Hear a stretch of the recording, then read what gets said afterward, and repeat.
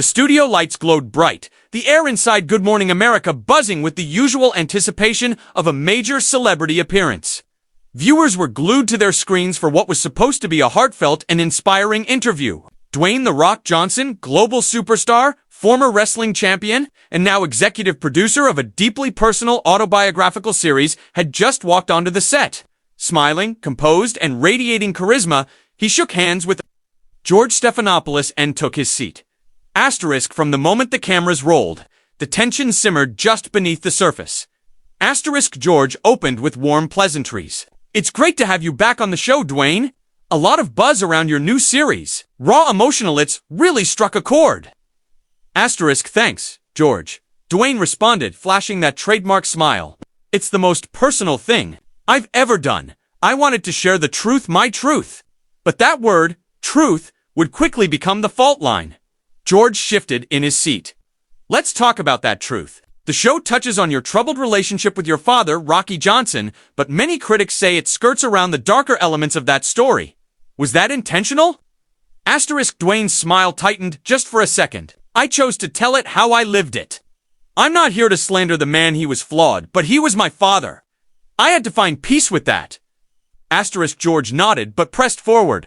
"Still, don't you think there's a responsibility with your platform to show all sides? Some have said this series feels more like damage control than honest storytelling." Asterisk the mood shifted palpably. The easygoing energy Dwayne brought with him seemed to darken like a gathering storm. He turned slightly toward George, his voice calm but firm. Asterisk, "I buried my father, George. I carried that casket. I lived the fights, the pain, the years of silence.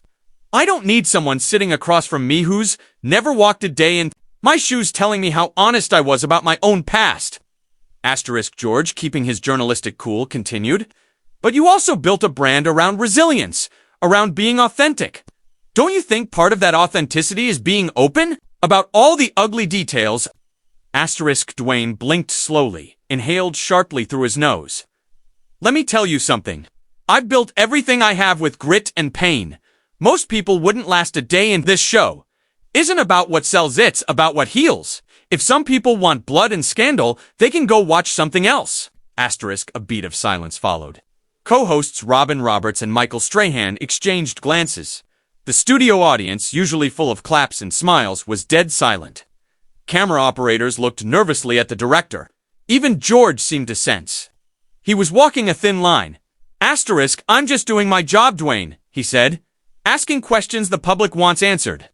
Asterisk Dwayne's jaw flexed. "Your job is to get clicks. My job was to survive the life I was given. And now I'm trying to help others survive theirs. Maybe if you listened instead of poking at what you think is missing, you'd see the point." Asterisk the words weren't shouted, but they hit like a punch to the chest, and then he stood up. The sudden scrape of his chair rang out in the studio. Dwayne unclipped his microphone, his expression unreadable but his frustration unmistakable. He glanced around once, eyes briefly locking with someone behind the cameras.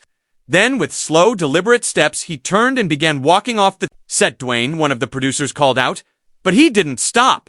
Asterisk George sat frozen for a moment, staring at the Novocaine chair across from him. The teleprompter blinked forward, trying to steer the show to a commercial. Robin smoothly took over with practiced calm. "We'll be right back after this short break." The screen faded out. Backstage, Dwayne moved quickly, brushing past crew members. His hands were clenched into fists, not in rage, but in the effort to stay composed. He didn't yell. He didn't need to. His walkout had said enough. Asterisk, it was supposed to be a promotional interview. A few laughs, a few tears, and a reminder to tune in. Instead, it became something raw, something real, and something that would ignite a firestorm. Asterisk backstage at Good Morning America. The air was thick with tension. Crew members whispered hurriedly, producers huddled over their headsets, and the atmosphere, once filled with the casual professionalism of a morning show, now felt like a powder keg. Dwayne Johnson stood by the side exit of the studio, silent, eyes locked on the floor, jaw tight. A production assistant tried to hand him a water bottle, but he barely noticed. Asterisk Dwayne, came the voice of a senior producer, approaching cautiously. "We really didn't expect it to go that way. We thought it would be a meaningful asterisk meaningful," Dwayne cut in, his voice low but firm. "You call that meaningful? You knew George was going to press like that. You set it up. Asterisk, no, we didn't, she said, hands raised slightly. Look, I respect what you shared in the series, but it's a live show. George asks tough questions. That's his job.